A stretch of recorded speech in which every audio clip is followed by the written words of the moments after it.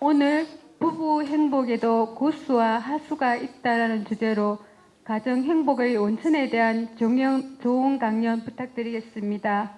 그럼 송기론 대표님을 여러분의 박수로 모시도록 하겠습니다. 큰 박수 부탁드립니다. 그쪽에서는 최고의 스타시라는데요. 우리 송기론 목사님 나오셨습니다. 네.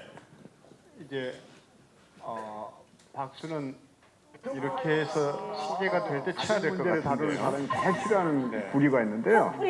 금술이 좋은 부분. 제가 아니요. 송기론입니다. 부부싸움은 칼로 물베기다. 뭘 벌어먹었어. 이게 이쁜 여자들 보면 눈이 가거든요. 그래서 제가 생각에 둘이 패야 되겠다. 그건 연기를 하시면 얘기를 해주시면 안 되나요? 연기가 들어가니까. 받고 덜 후회하려면 어떻게 하면 좋을까요, 목사님? 그 티베트 속담에 이런 말이 있더라고요. 걱정을 해서 걱정이 없다면 걱정 없겠네? 그러네. 그렇죠. 이걸 그 패러디를 해본다면 후회를 해서 후회가 없다면 후회 없겠네? 이거더라고요. 아니네. 그러니까 이제 후회라는 게 실패에서 오는 감정이잖아요. 근데 모든 게 생각하기 자, 이 시간에 이제 얘기해 볼 것은 UN 연령 분류 표준표가 바뀐 거 알고 계시죠? 자, 소개하겠습니다. 큰 선물이 될 텐데요. 17세까지는 미성년자입니다. 여기 미성년자 없죠? 네, 없죠? 자, 그리고 18세부터 65세까지를 청년이라고 그럽니다. 청년들 손 한번 들까요? 청년들 축하합니다. 우리 박수 한번 쳐주죠. 이 모임에 이렇게 청년부터 이렇게 함께 모일 수 있으니까 너무 좋잖아요. 자, 그리고 65세, 79세까지를 꽃중년이라고 그럽니다. 중년들 손 한번 들어보겠습니다. 왜 말이 안 돼요? 아니요, 그건 이제 이전 세대의 얘기고, 이 장수 사회가 오면서 UN 연령 분류 표준표가 바뀌었다 이 얘기입니다. 그러니까 이제는 이를테면 제 어머니만 해도 80세가 넘으셨는데 수술을 하신다는 거예요. 제가 저 부산에 그 고신 의과대학에 있었습니다. 의사는 아니었지만 의과대학에 재직을 했는데 이 노인네들 의사들이 수술 안 하는 거 알고 계시죠? 70 넘으면 무조건 안 했어요. 다시 말하면 어머니 그냥 요거 드시면 금방 나을 겁니다 이러고 소화제 주고 끝냈어요. 수술을 못해서가 아니라 합병증 때문에요. 그럼 합병증이 어떤 것인고 하니 고혈압이다 당뇨다 이래가지고 그것 때문에 사람이 이제 더 크게 어려움을 겪는 거지 수술을 할 수 있어요. 이 때문에 되게 수술을 안 했는데 제 어머니가 80이 넘어 수술한다니까 제가 얼마나 놀랬겠어요. 그래서 어머니 도대체 어떤 의사가 수술을 한답니까? 이랬더니 아니다 한다 무조건. 그리고 결국 분당 이제 서울병원에서 서울대학병원에 수술했어요. 그리고 수술 성공적으로 마쳤습니다. 제가 어머니한테 그랬어요. 어머니 그러면 이제 임신해도 된답니까? 그랬더니 우리 어머니가 새끼놈아. 근데 시대가 바뀌어서 장수사예요. 이제 100세는 기본이 되는 거잖아요. 그래서 이렇게 연령 분류 표준표가 바뀌고 이미 일본만 해도 이제 은퇴 연령을 바꾸기 시작했습니다. 자, 근데 행복하신 거 아닌가요? 그래서 제가 꽃중년이라고 그랬어요. 꽃중년. 자, 그리고 80세부터 99세까지를 노년이라고 그럽니다. 자, 노년 세대 손 한번 들어볼까요? 좋습니다. 대구는 어떤지 몰라도 옛날 도백이라 그러면요, 그 도지사를 얘기하잖아요. 경남 저기만 얘기해도 도지사로 부임하면 맨 먼저 하는 일이 뭔 줄 아세요? 100세 이상 어르신 찾아가서 지팡이, 장수 지팡이 드리고 엎드려서 큰절하는 것이 그게 도지사로 부임하는 첫 인사였어요. 그때만 해도 100세 노인을 한 분 찾아보는 게 너무 어려웠어요. 근데 요새는 그렇게 부임을 해도 그 어르신 찾아가는 일이 없어졌습니다. 지팡이 값이 안 나온대요. 너무 많으셔가지고. 그것도 누구를 찾아가야 될지도 모르겠대요. 그만큼 장수 사회가 이제 됐다는 거죠. 자, 그래서 100세 이후를 뭐라고 얘기하는 거니? 장수 노인이다 이렇게 얘기하죠. 자, 그래서 우리 한번 따라하겠습니다. 나 젊어봤다.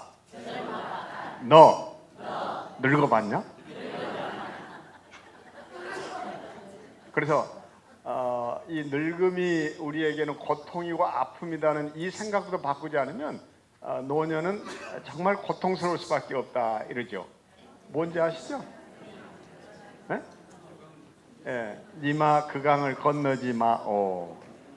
제가 이 근처에서 강의를 하게 되기 때문에 실제로 찾아갔어요. 그래서 마침 이분들을 잘 알고 있는 분이 나오셨기에 물었어요. 이분들 그대로 사신 거 맞냐 그랬더니 돌아온 답이 그래요. 아니, 그분들 그렇게 있는 그대로 사셨다는 거예요.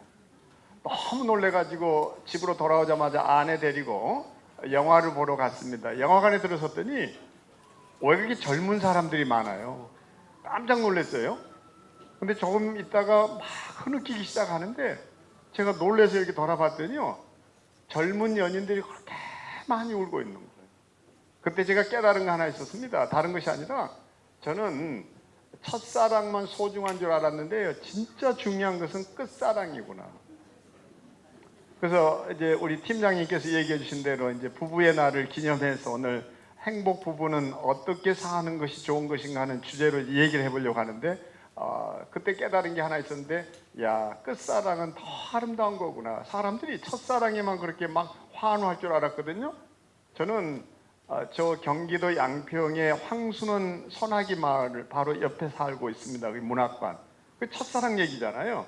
세계 어느 문학 세계를 들여다보든지 첫사랑의 얘기를 많이 하는데, 정작 중요한 것은 끝사랑은 더 황홀하고 끝사랑은 더 아름답겠다 이 생각을 했습니다. 자, 그래서 보시는 대로 같이 한번 읽어보죠. 웃는 듯 우는 듯 살아온 세월처럼 늙은 가시벗이 그렇게 앉았다.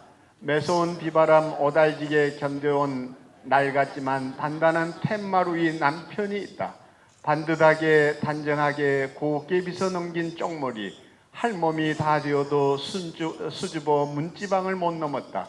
낡아 빠진 창호처럼 이미 두 몸 늙었건만 한때 햇살처럼 초록처럼 눈부셨으리라. 마주보지 않아도 같은 곳을 바라보는 다른 듯 닮은 듯 말하지 않아도 거울처럼 하나인 한 햇살 아래 늙은 부부 이만하면 되지 않은가? 이 정도면 서울 사람들은 박수를 막 쳐요.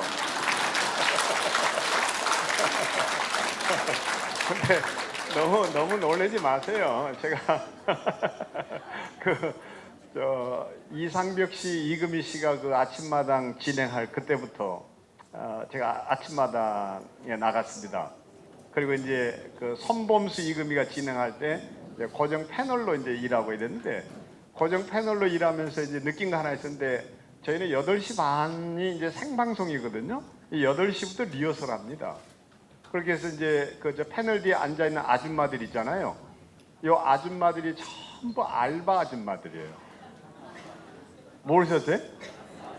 다 알바 아줌마들이에요. 근데 8시쯤 해서 이제 매니저가 있잖아요. 표정 안 좋은 사람은 다 솎아냅니다. 왜 그런지 아세요? 에? 이게 시청률을 올리고 내리는 것은 그 패널이 아니라 뒤에 있는 아줌마들이 하는 일이에요. 사람이 딱 채널 돌렸다가 별 얘기 아닌데도 까르르 눈물방울을 떠르르 흘리고 막 박장대소하고 이러면, 야, 저거 도대체 얼마나 재밌길래 사람들이 저렇게 울고 있냐고, 또 뭐가 재밌길래, 이래서 채널을 고정시키는데 표정이 뚱하거나 맹하거나 이러면 시청률을 떨어뜨립니다. 그래서 매니저 아줌마가 딱 빼 돌려버려요. 아줌마, 저 카메라에 걸리거든? 이렇게 딱 기술적으로 빼냅니다. 근데 제가 깜짝 놀랐던 거는요, 방송 끝난 다음에 알바비를 주는데 그 패널 뒤에 앉아있는 그 카메라에 자주 노출되는 자리를 로열석이라고 그러고, 로열석에 앉아있던 아줌마들은 5,000원을 더 줘요. 와, 내가 그때 깨달은 게, 야, 이거 같은 시간 같은 장소에 있어도요, 표정 하나 가지고 5,000원을 더 받는 것, 이게 경쟁력이에요. 저는 미래 성장 엔진으로 대구 경제의 날개를 달겠다, 이런 것이 구호가 안 되기 위해서는 대구 시민들이 표정 하나 가지고 경쟁력을 갖춰야 한다고 여깁니다. 이러면 이제 박수를 치는 저런 분은 끝나고 나서 5,000원 더 받을 분들. 근데 맹하면 그 자리 바꿔줘야 돼.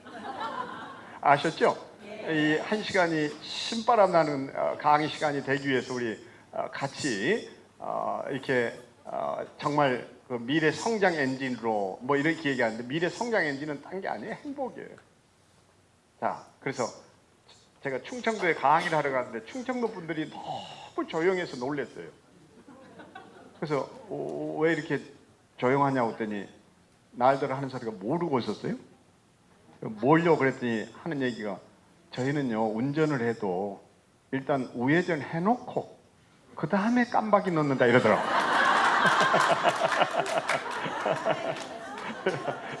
우리 대구의 저력을 보이기 위해서 딱 이런 감동적인 대목에서는 놓치지 않고 박수를 치는 그 사람이 5,000원을 더 받는다고.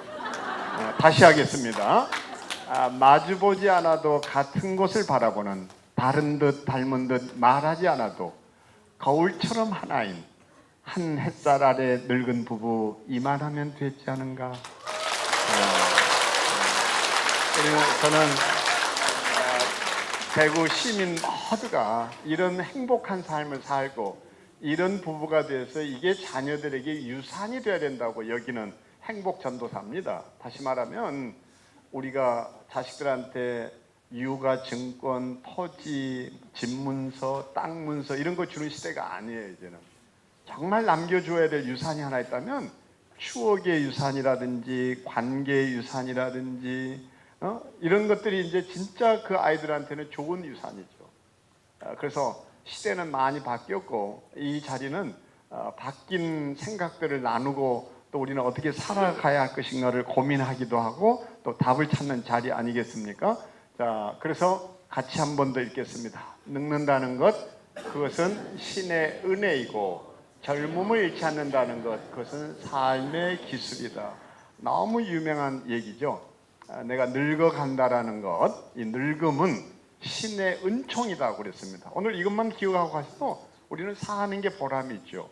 그러니까 어떤 할머니한테 젊은 사람이 인터뷰를 하면서 이렇게 물었어요. 할머니, 저 소녀 시절로 돌아간다면 무엇을 하고 싶으세요? 이랬어요.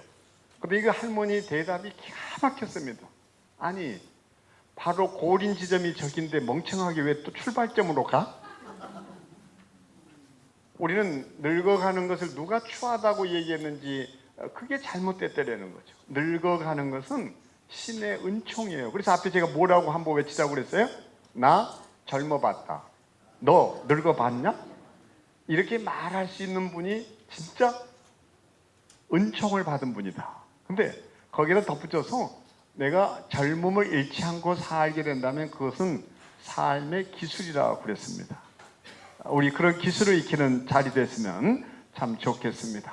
그러나 이런 우리의 발행과는 달리 보시는 대로 냄비이온도 문제인데 황혼이온이 늘기 시작했습니다. 황혼이온은 뭔가 하니 딱 한마디로 얘기하면 이제 자식들 출가시키고 나서 더는 당신하고 못 산다. 이제 이거예요.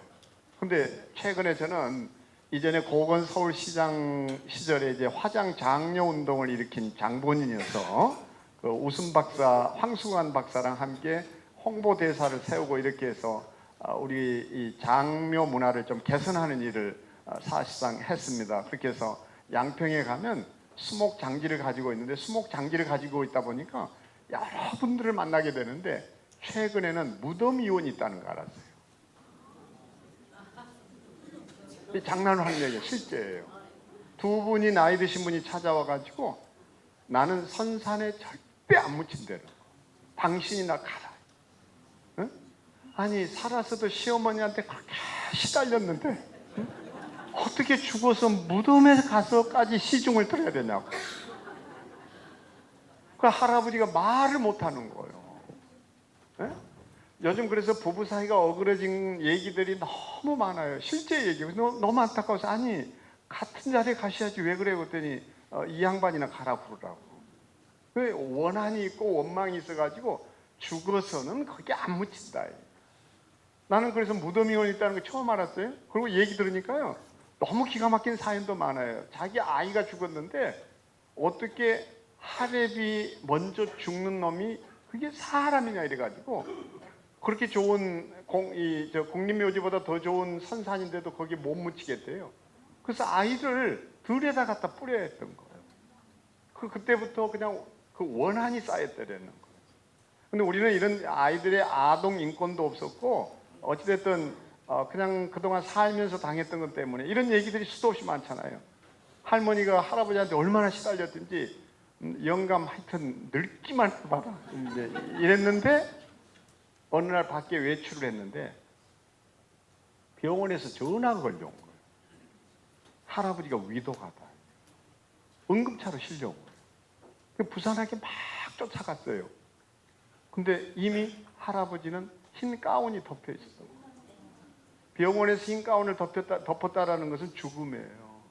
근데 막상 그렇게 이 영감 한번 두고 봐라 이랬는데 막상 그 원수를 갚아야 될 영감이 떠나버리니까 그또 마음이 또 달라진 거예요. 그래서 엉엉 울어요. 할배, 할배. 그러고 손을 딱 잡았는데 할아버지는 죽은 게 아니었어요. 그러니까 이제 말을 못할 뿐이지 이 기회 놓치면 자기는 영 이제 가니까 할매 나 좀 살려달라고 손을 꼼지락꼼지락 이러는데 울던 할머니가 할배가 이게 손을 꼼지락 그러는데 놀래가지고 손을 털면서 의사가 죽었다 그랬잖아 실은.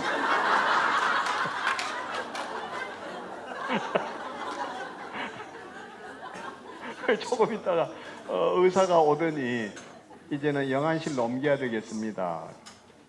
영안실로 이제 모시고 갔어요. 앞에 이렇게 끌고 카트를. 대개 이제 거기 가면 유족들이 마지막 작별하도록 떠나줍니다. 그 이제 의사는 또 갔어요. 근데 할머니가 또 이제 이렇게 돌아보다가 또 이제 영 아니거든. 그래서 손을 잡고는 이러는데 할아버지는 이게 이제 마지막인 거예요. 어떻든 살아나야 되는 거예요. 그래서 막 이제 있는 힘을 다해서 이제 손을 떠는데 할머니가 그걸 봤어. 그래가지고 그걸 보는 순간 또 화가 나가지고 병원 규칙이라 그러잖아 이씨 그러고 그리고 집어넣어버렸다는 거예요.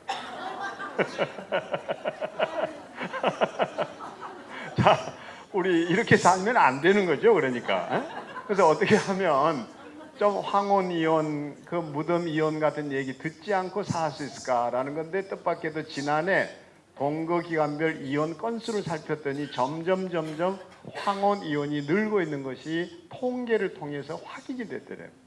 어떻게 하면 우리 정말 첫사랑이 아닌 끝사랑을 아름답게 마무리 지을 수 있을 것인가. 이게 이제 삶의 과제인 거고 그게 기술이 되는 거죠. 저는 그래서 이런 얘기를 그동안 많이 해왔는데 어르신들한테요. 내가 마지막 눈 감을 때 내 손 붙잡아줄 그 사람 사랑에 살면 된다. 다른 사람 많이 사랑할 것도 없어요.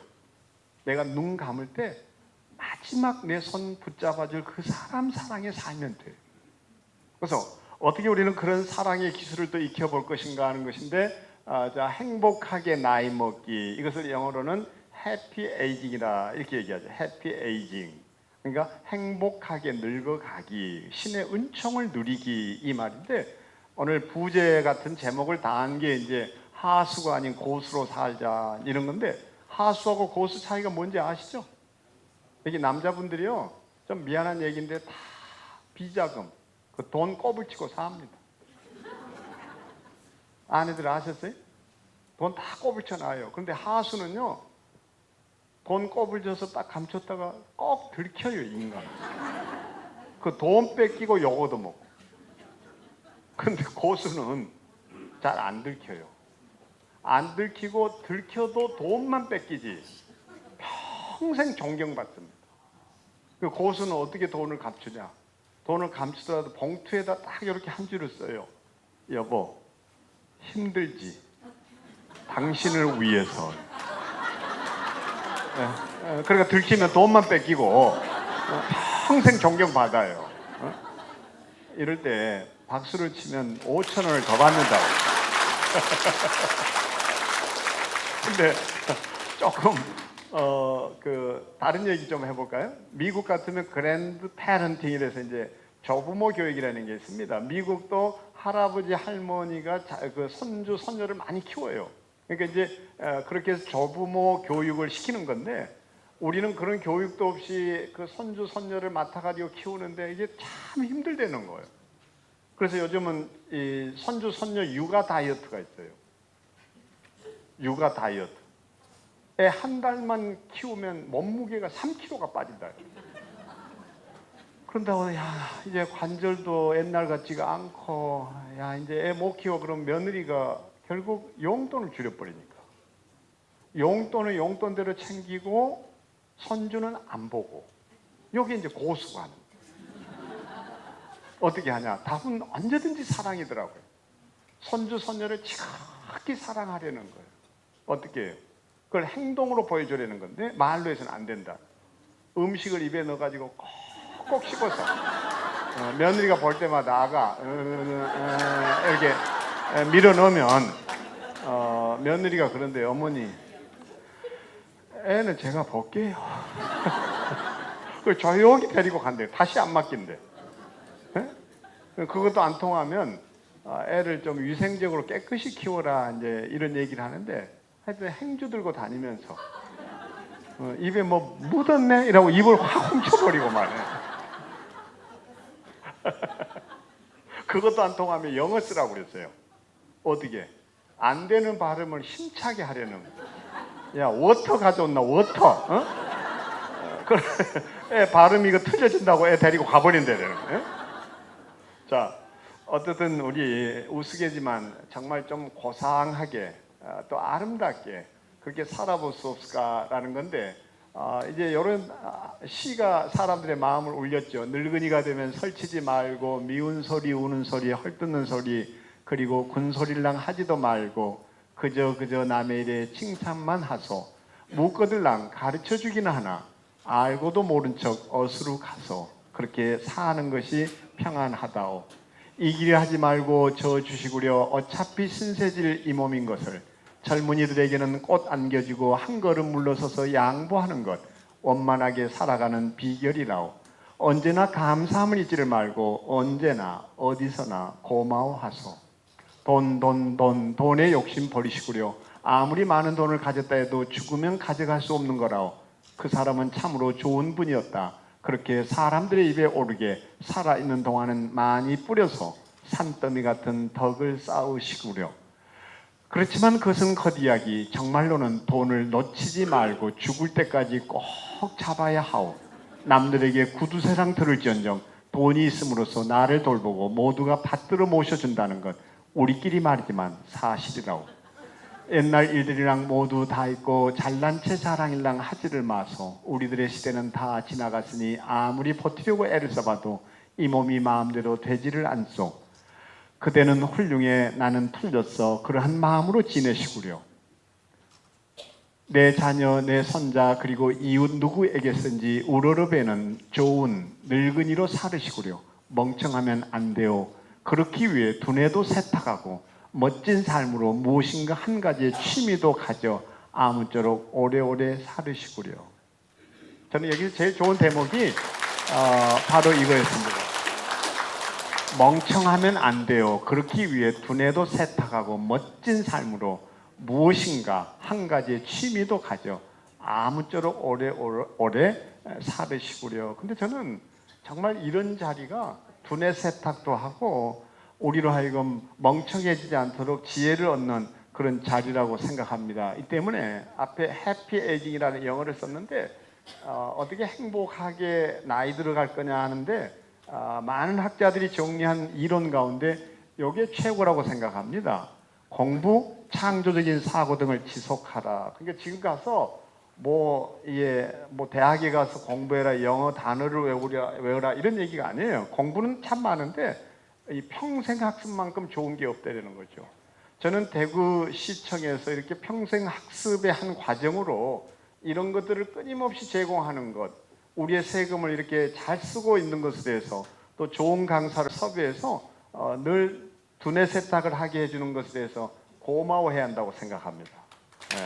자, 거기다가 새로운 집단 활동에 가입하라. 끼리끼리 아는 사람하고만 어울리지 마라. 이제 이런 얘기를 하죠. 자, 거기에다가 호기심, 새로운 것에 대해 관심을 가져라. 늘 익숙한 것 말고 익숙하지 않은 것에 호기심을 가져라. 자녀들은 이런 호기심 많죠. 어린아이들. 자, 거기에다 관용의 자세로 관대해지려고 노력하라. 나이가 들면 발달 심리학에 의하면 노년 심리는 자꾸 좁아져요.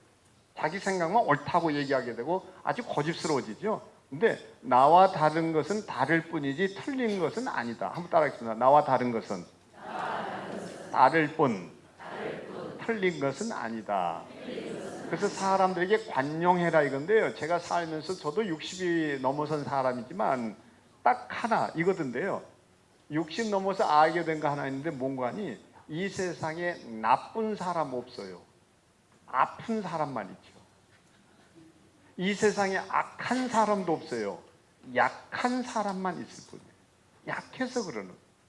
그러니까 좀 약간 엉뚱한 얘기인데 그 최진실이 자살했을 때 제가 이제 그 아침 방송하고 있을 때인데 최진실이 아이 둘 놓고 죽었을 때 사람들이 막 이랬거든요.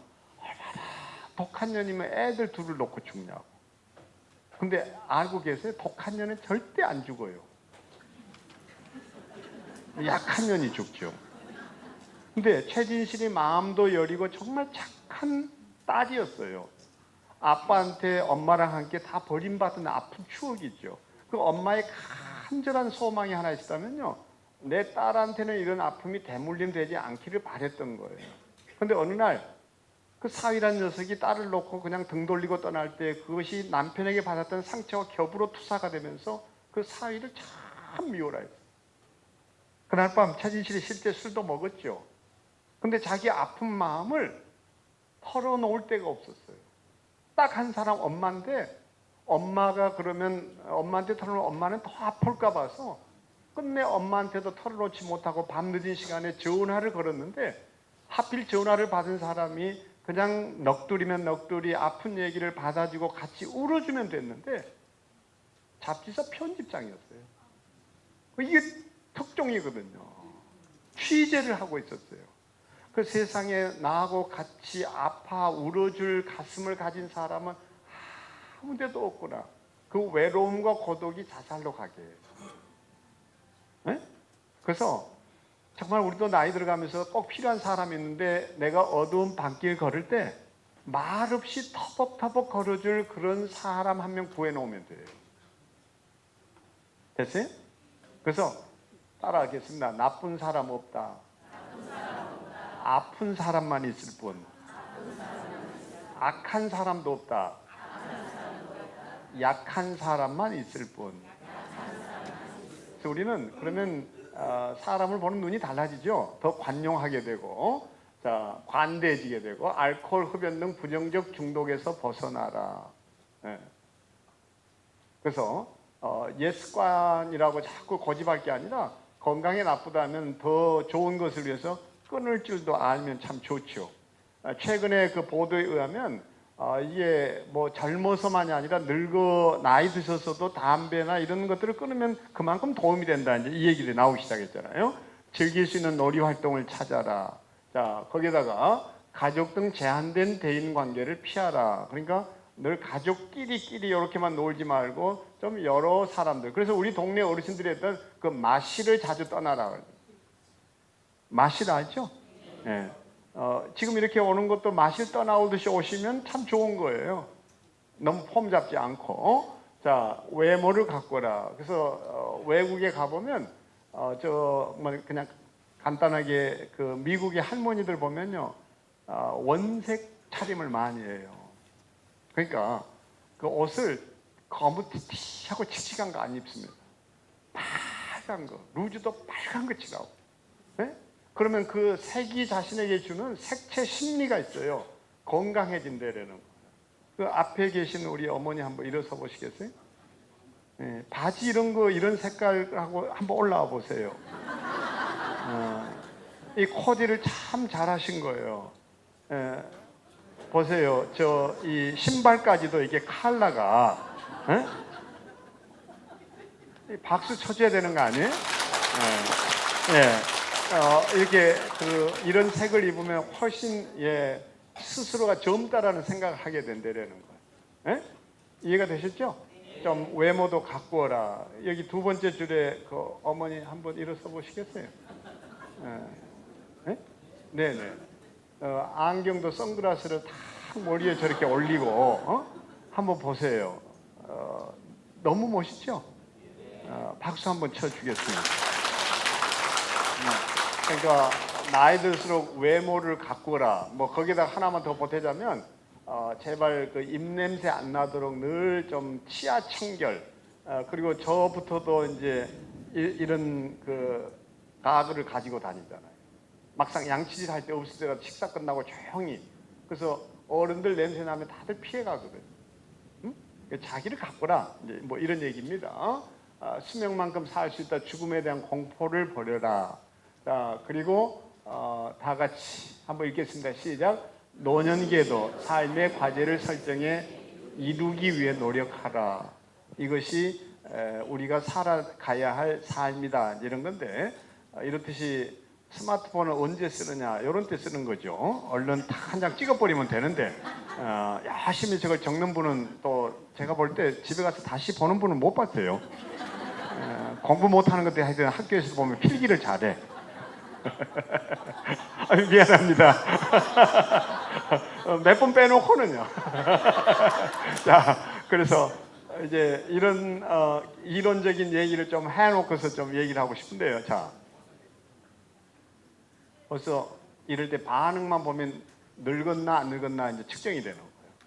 아까 어린아이 같은 호기심 가지라고 그랬잖아요. 그럼 이런 걸 보면서 눈이 반짝거리고 와 하고 감탄사가 나와야 되는데 이걸 보고도 하고 이게 이러면 이게 이제 내가 늙었다 이 얘기예요. 그래서 무덤덤 이러는데 무덤덤이 뭐냐? 무던하다 한결같다 꿋꿋하다 변함없다 지조같다 신의를 지켜낸다. 요 소리가 아니에요. 무덤덤이 뭐냐? 무덤덤이 요거인 걸 꼭 아셨으면 좋겠어요. 무덤을 덤으로 이고 사는 인간들이다. 이래서 무덤덤덤덤 하다가 무덤으로 들어간다는 거예요. 근데 사람이 이제 제 어머니가 80 넘으셨다고 그랬잖아요. 80 이제 6세인데 한번 보세요. 언제부턴가 어머니가 요리를 하면 집에 와서 꼭 물을 들이켜야 돼. 짜봐요. 그래서 자꾸 자기 입맛이 둔해지니까 소금을 뿌려. 근데 어머니 해놓은 음식을 짜다고 안 먹으면 어머니가 너무 서운해하니까 어머니 솜씨는 변함이 없다고 막 마셔. 순교하는 마음으로. 그리고 돌아와서는 물을 들이켜야 돼. 미각만 그런 게 아니에요. 지각, 생각하는 것도 감각도. 그러니까 예쁜 것을 보고 예쁘다는 반응을 못 보이고 무덤덤해요. 그래서 이런 걸 보고 그냥 와 이러면 그게 젊어지는 것이고 젊게 사는 것은 삶의 기술이라고 그랬어요. 그 감탄사를 잘 쓰는 것이 결국 삶의 기술입니다. 자, 그래서 아이고 저 5,000원 더 받아야 돼. 저거. 근데 보세요. 아이는 낙엽 하나 가지고도 막 눈망울이 반짝반짝 이러잖아요. 우리 이런 호기심, 이런 감동, 이런 것으로 살아야 된다는 거예요. 그래서 다시 하겠습니다. 와, 이래야 된다니까. 좀 다시 하겠습니다. 어디 한국 사람들은 조금 감탄하는 게 굉장히 약해요.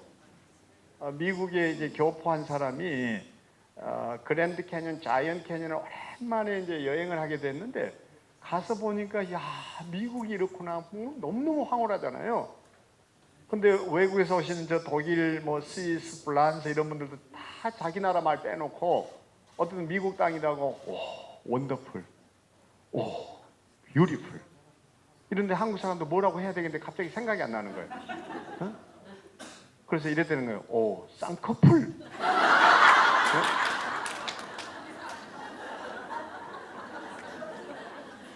그렇게라도 좀 해야 된다는 거예요. 어? 근데 제가 살면서 보니까 저는 이 한글을 좀 나름 연구를 많이 해봤는데 한국 사람들은 정말 독특한 분들이에요. 죽음을 감탄사로 쓰는 사람들이 한국 사람이에요. 죽음을 감탄사로. 특히 저 대구 사람들이 더 하는 걸로 나는 알고 있어요. 내 친구 중에 하나는 딱 이럽니다. 석양을 보고도 와 멋있다 이러지 않고 와 지긴다. 맛있는 걸 먹으면서도 와 지기 주네, 지기 주네. 예? 자 그러면 그냥 우리식으로 사는 게 좋아요. 그러니까 뭐 쌍꺼풀 하든 눈꺼풀 하든지 이런 걸 보고 와 지기네 저거. 자 시작. 네. 요걸 할 줄 아는 게 이제 필요하다는 거예요. 자, 그래서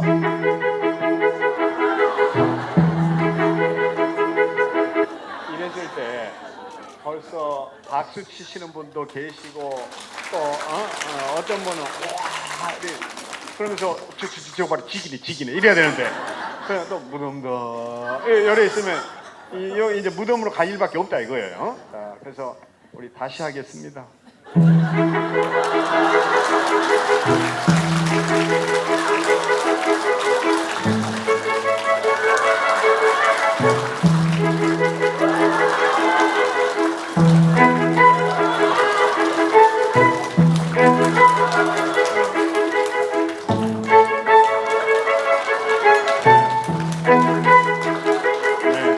네, 너무 아름답죠?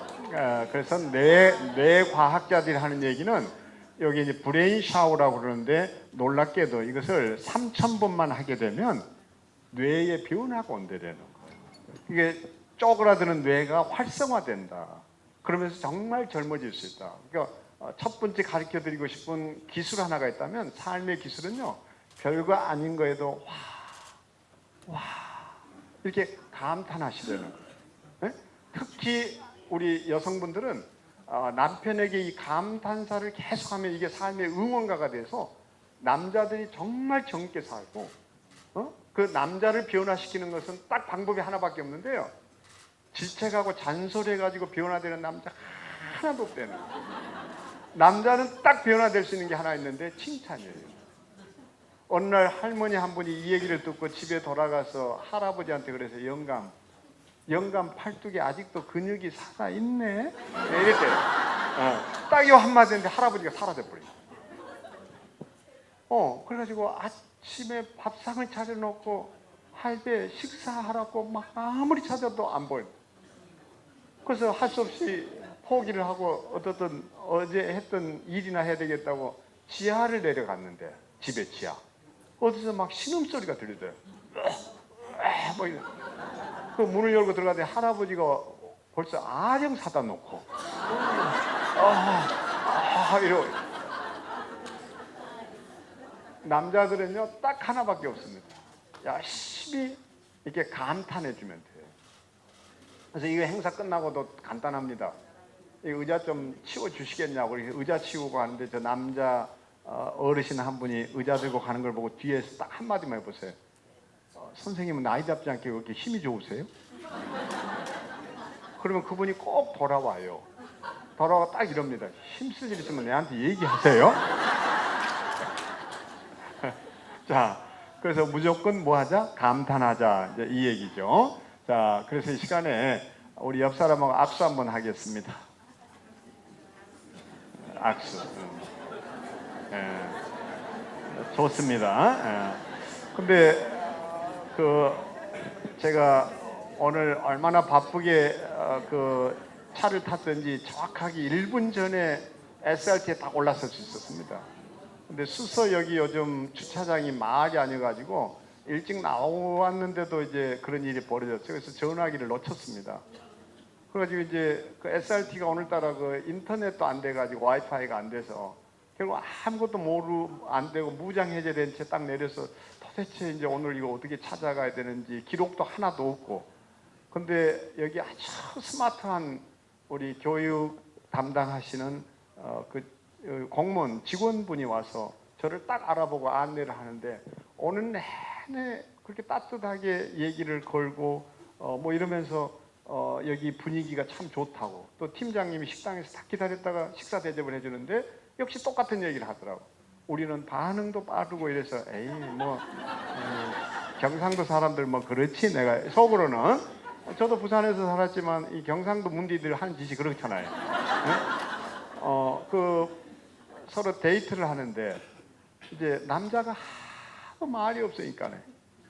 이제 여자애가 말을 건다고 건 거예요. 자기 다리 참 밝지 얘. 이랬더니 보름달에 안 밝고 뭐야 끼고 막. 뭐 이런 약간 그 무대복이지. 그 실제 얘기인데 서울에서 이제 결국 대구 쪽으로 시집을 온 그 세댁이 있었는데 살면서 이놈의 남편이라는 게 한 번도 사랑한다는 고백도 안 하고 약간 무덤덤할 수 없는 거예요. 그 나중에 이제 깨를 생각해내요. 회사로 전화를 겁니다. 전화를 가지고 여보세요. 누구? 여보 나야. 지금 바쁜데 뭐 하려 전화했노? 근데 한 대는 소리가 있어요. 저 바쁘면 놔두고 빨리 해봐라. 해봐라 이랬더니 그 새댁이 하는 소리가 여보 딴 게 아니고요. 사랑의 씨하고 안사랑의 씨가 함께 살았어요. 그러다가 안사랑이가 죽었거든? 그러면 누구만 남게?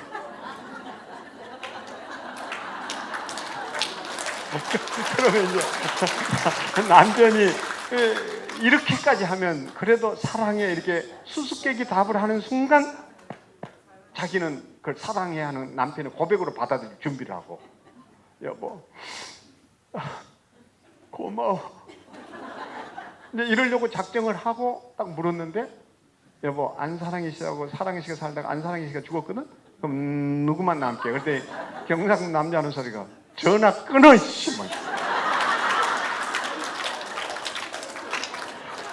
그래서 대구 사람들이 뭐 그렇지 이랬는데 와서 보니까 영 아닌데 지금 놀라는 거예요. 내가 꼭 지금 아침마당 그 분위기예요 지금. 다 패널로 이게 저 동원돼서 5,000원씩 더 받을 분들이라고 생각. 기왕 나온 얘기니까 우리 한번 따라하겠습니다. 보여? 따라하겠습니다. 보여? 여해랑사. 외국어 하는 거 아니니까 따라하세요. 보여? 여해랑사. 여보 사랑해를 아무리 하라고 해도 못해서 제가 까꾸로 바꿔놓은 것밖에 없어요. 다 같이 보여 여해랑사. 오늘 돌아가서 이렇게 한번 하면 그 반응이 달라질 거예요. 한 번 더 따라하겠습니다. 보여 여해랑사. 거꾸로 하면 사랑해요 여보 이 소리잖아요. 자 어찌됐든 우리 주먹을 쥔 채 악수할 수 없다 이런 유명한 말이 있는데 그래서 우리가 인사할 때 하는 걸 놓고 이 관계를 얘기하신 마틴 부버란 이분이 이런 유명한 얘기를 하죠. 오늘날 우리네 인사는 따분하고 틀에 박혀 있다. 안녕이란 말 속에 당연히 담아내야 할 상대방의 안정과 평화를 비는 마음이 얼마나 막연하게 느껴지는가. 근데 이 얘기를 풀이하자면 이 얘기죠. 어떻게 식사는 하셨고요? 그러면 밥 사줄 마음으로 이거 물을까? 그냥 지나가는 말. 날씨가 많이 춥지? 그러면 날씨 춥다 그러면 내 겉옷 벗어주려고 하는 소리일까? 절대 아니에요. 나들은 누가 교수님 언제 식사는 한번 해요? 그럼 나는 속으로 그럽니다. 언제? 언제 밥 먹자는 인간이 밥 산 일을 본 일이 없어요. 우리는 막연하게 답해요. 막연하게. 그 얘기예요. 그래서 인디언들과 이제 미국 그 까피르 사람 얘기를 전해주는데 기가 막힌 얘기를 해요. 까피르 사람들은 자네가 보이네. 인사가 다르다는 거. 미국 인디언들은 또 이렇게 인사합니다. 그대여 내 냄새를 맡게. 인사가 다르다. 그래서 이제 제가 사람들을 만날 때마다 행복하시죠? 방송할 때도 이렇게 해봤어요. 그랬더니 아나운서가 당황을 해. 근데 어쨌든 인사만 달라져도 관계가 바뀐다. 그렇죠? 자, 우리 시간에 그냥 안녕하세요 대충 이렇게 했는데 다시 한번 옆 사람하고 인사를 좀 나누겠습니다. 인사하실까요?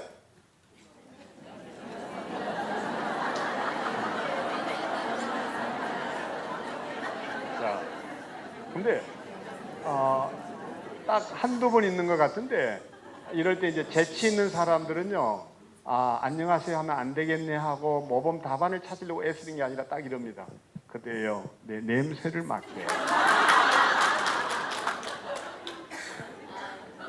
여기에 앞에 말씀드린 대로 호기심을 갖고 늘 감탄하는 사람들은 뇌가 말랑말랑해져 가지고 다시 말하면 어떤 상황에서도 웃을 줄 안되는. 근데 또 이러면 이제 그렇게 인사하면 안 되겠네 이래 가지고 막 용을 쓰거든.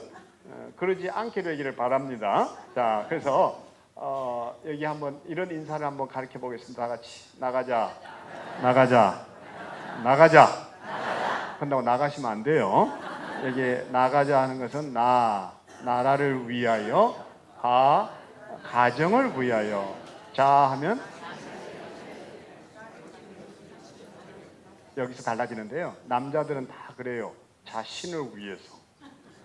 근데 엄마들은 다 한결같이 자식을 위하여. 니은과 기억의 차이가 있어요. 근데 이 시간만큼이라도 자식은 좀 이렇게 일단 제껴놓고 따라하겠습니다. 자신을 위하여. 그래서 여기에서 한 걸음 더 나아가서 다 같이 당신 멋져. 이것을 이제 좀 이렇게 풀이해 보려고 하는데요. 당당하게 살자, 신나게 살자, 멋지게 살자, 져주며 살자 이랬는데, 자 한번 보세요. 당신 멋져 이랬을 때 처음이 뭐라고 그랬어요? 당당하게 살자. 저는 자식 두 놈 키우면서 늘 부탁하는 거 하나 있었습니다. 어디 가서 당돌하지 말아라. 그러나 당당하게는 살아다오. 저는 나이 들어가면서 절대 자식들 앞에서 위축되거나 기죽으면 그게 더 자식들 마음에는 아픔이 될 수 있다고 생각합니다. 제 아버님이 제가 이제 저 양재동, 그러니까 서울 그 강남에 살고 있을 때 집에로 오셨어요. 근데 제 아버님이 이제 그 집에 오시는 동안 제가 방 청소를 해드리겠다고 들어갔는데, 제 아버님이 옛날부터 그 주 5일 근무제를 실천하신 아주 모범 공무원이셨습니다. 주 5일 그 근무. 우리 아버님은 5일 동안 항상 술하고 함께 사셨어요. 그래서 주 5일째, 이틀은 쉬셨으니까. 그리고 늘 보면 반주라 그래가지고 술을 이게 소화제로 드셨던 거예요. 지금 생각해 보면 그게 이제 효소죠, 효소. 소화를 촉진시키니까. 근데 제 아버님이 제 눈치를 살피시고 아들 앞에서 그것도 아직 습관도 못 버린 아버지가 되고 싶지 않으셨던지, 제 아버님은 교장 출신이거든요. 그래서 그걸 이제 딱 그 감춰놓고 드신 걸 봤어요. 그 서랍에다 넣어놓고 몰래 드신 거예요. 근데 그걸 놓고서 제가 돌아서서 얼마나 많이 울었는지 몰라요. 아버지 괜찮습니다. 그냥 당당하게 드세요. 네? 사시면 얼마나 사실 거라고요. 자식 눈치 보냐 이거죠. 그래서 우리 다른 어떤 것보다 나이 들어 이만큼 이런 것만 가지고도 살 만한 가치가 있었다라는 그 자긍심으로 사셔야지. 할아버지 할머니들이 요새 뭐 이게 건배사를 어디서 배우셨는지 9988 99세까지 팔팔하게 살자. 이거 자신 있게 외쳐야 되는데 며느리 들을까 봐서 두 분이 이불을 덮어쓰고 할아버지가 고고 할머니가 팔팔. 우리 그러지 말고 항상 자 당당하게. 그 이제 여름이 되니까 냉면집 또 이제 자주 가실 거 아니에요. 냉면집도 이제 요즘은 다 간판들이 이렇게 바뀌기 시작했더라고요. 이렇게 해요. 울면 안 됩니다. 쫄면 안 됩니다. 냉면 됩니다. 너무 웃겼어요. 우리 진짜 쫄지 않고 살게 되기를 바랍니다. 그래서 앞에 했던 구호 다시 한번 외치겠습니다. 나 젊어봤다. 너 늙어봤냐? 이렇게 좀 자신 있게 당당하게 그렇게 살아가실 수 있게 되기를 바랍니다. 거기다 신하면 신명나게 살자 이건데, 앞에도 이제 그 우리가 젊게 사는 기술 뭐 얘기할 때 잠깐 나왔죠. 제가 아들 두 놈한테 했던 얘기인데 요겁니다. 따라하겠습니다. 어차피 할 일 즐겨버리자. 참 중요한 것은 즐기려는 건데 김연아가 왜 김연아 됐는가 하니 엄마가 이제 연아를 어떻든 유명한 선수로 만들어 보기 위해서 캐나다 오쇼 코치를 찾아가죠. 오쇼 코치가 연아를 보고 아이스링크에서 야 너 스케이트를 타봐라 그러는데 몇 바퀴를 돌고 나니까 딱 불러가지고 한마디 딱 코치해 줍니다. 연아가 진짜 똑똑한 아이예요. 야 너 스케이트 타는 걸 즐겨보지 그러니? 많은 사람들이 강박증을 가지고 살아요. 잘해야 된다는. 근데 그 자체를 즐기는 사람을 따를 수 없는데 이제 좀 안타까운 일이긴 하지만 어떻든 박근혜 전 대통령께서 대통령 취임사에서 한 얘기가 요거잖아요. 에? 노력하는 사람 천재 못 따른다. 그러니까 천재도 노력하는 사람을 못 따른다. 그리고 그 노력하는 사람은 또 즐기는 사람을 따르지 못한다. 딱 한마디로 얘기하면 즐기는 사람은 노력하는 사람, 천재도 능가할 수 있는 게 즐기는 사람. 뭐든지 즐기면서 살면 그게 최고인 거죠. 자, 그래서 여기 한번 영상 한번 보겠어요. 저는 깜짝 놀랐는데 어떻게 야구를 이렇게 할 수 있는지. 허민하려고 하는 순간 잡히겠다 싶으니까 기가 막히죠. 되게 이렇게 이제 가다 잡힐 것 같으면 또 막 돌아섰다가 막히면 또 막 이제 이러다가 결국 잡혀 죽는데 어떻게 저렇게 점프를 할 수 있냐. 이 야구를 즐기는 사람은 벌써 이런 일을 해낼 수 있다 이 얘기죠. 자, 그다음에 다 같이 멋스럽게 살자. 멋스럽게 살자. 멋스럽게 사는 게 어떤 걸까요? 제가 한 여성분이 쓴 칼럼을 읽다 깜짝 놀랐는데 다른 게 아니었어요. 자기는 자기 자신을 위해서 식탁을 차려주는 첫 번째 여인이 되고 싶다. 우리 엄마들이 그랬어요. 집에 개밥까지도 차려주는데 개밥도. 혼자 계시면 절대 그릇에다 밥 안 들어요. 양푼탱이 채 갖다 놓고 김치통 그대로 꺼내놓고 그 개밥보다 더 못한 걸 먹으면 내가 나를 대접하는 게 아니더라는. 그래서 그 칼럼이 참 재밌었는데 라면 하나를 끓여 먹어도 정갈한 그릇에 반찬 몇 가지 놓고 거기에다 꽃 한 송이 꽂고 탁 앉아 있으면 그 식탁이 자기한테 말을 걸어온대요. 야, 너 괜찮은 여자야. 응? 그래서 세상에서 가장 멋지게 사는 것은 남이 나를 알아주기 전에 내가 나를 알아주는 거예요. 제가 이런 철학 하나 가지고 삽니다. 사람이 적어도 정상에 한번 서본 경험이 있어야 정말 그 사람이 최고의 삶을 살았다라는 게 있는데 다른 것이 아니라 국제대회에서 우승 한 번만 해보는 사람은 사는 방식이 너무 달라요. 뭐가 됐든지 국제대회 우승. 저는 그래서 국제대회 우승을 한 번 했어요. 제가 이래봬도 그 국제 북극곰대회 우승을 한 사람이에요. 북극곰대회 아세요? 제가 부산 해운대 살았거든요. 이게 박수 칠 줄 아는 분은 5,000원 더 받으실 겁니다. 그 북극곰대회 아시죠? 북극곰대회. 수영 그 바다에서 이렇게 추운 겨울 바다에 사는 거. 제가 국제대회 우승했어요. 네. 이 나이가 들어가는 어느 날 저희 그 직원 하나가 날들 하는 소리가 해운대에서 그 북극곰대에 있는데 안 가보실라나요? 이러는데 나도 모르게 흥분하기 시작한 거예요. 이 젊어서는 그런데 도전 안 해요. 젊은 걸 아니까. 근데 나이 들어간다는 증거는 자꾸 극기에 도전해 보려고 그러고 남자들이 나이 들어가는 증거가 자꾸 엉뚱한 짓 해요. 자전거 끌고 나가려고 그러고 막 이런 거 있잖아요. 또 카메라 들고 뭐 어쩌고 뭐 이런다고 그러잖아요. 저도 내가 나이 들어가는 것이 싫었던 모양이에요.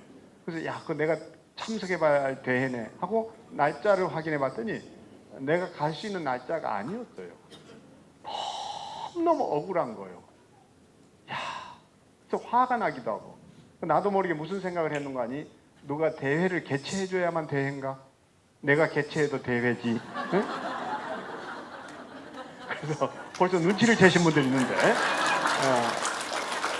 그래서 일본의 강의 초청을 받아서 갔다가 돌아오는 비행편을 당시 그 서울 김포공항이 아니라 김해공항으로 바꿔달라고 그래서 내 동생 살고 있는 해운대 가서 조카 2놈 끌고 나가서 한 놈은 옷 좀 지켜라.